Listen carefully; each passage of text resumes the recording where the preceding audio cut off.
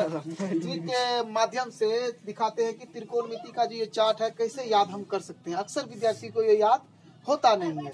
तो आप देखिए कि साइन 0 का मान तो 0 होता है, फिर साइन 30 का मान 1/2 होता है और 1/√2 होता है 45 का। साइन 60 का मान √3/2 हो जाता है और साइन 90 का मान 1 होता है।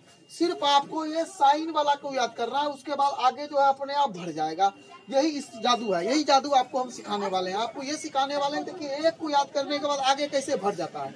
इसे भरने के लिए आपको सबसे पहले कोस जो होता है वो साइन के 90 के बराबर होता है, यहाँ लिख देते हैं। और कोस अगर 30 हमको लिखना है तो साइन 60 के मान के बराबर हो जाता है।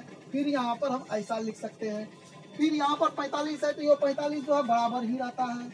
और 30 वाला जो होगा साइन का वो 60 के बराबर हो जाएगा।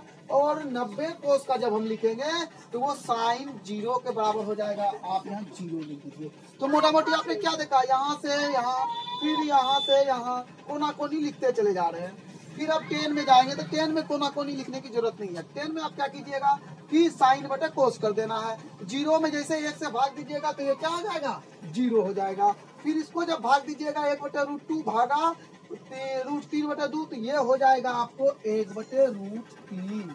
और ये जब आप भाग कीजिएगा तो इसका मान होगा 1। और इसको जब आप भाग कीजिएगा तो सिर्फ √3 होगा। और 1 जब 0 कीजिएगा भाग कीजिएगा तो वो अनडिफाइंड हो जाएगा। वो अभी तक अपरिभाषित है, किसी ने परिभाषा नहीं दिया है कि 0 को 1 में या किसी भी संख्या में 0 से जब भाग दिया जाए तो क्या होगा, इसलिए उसको वैसे लिख देंगे।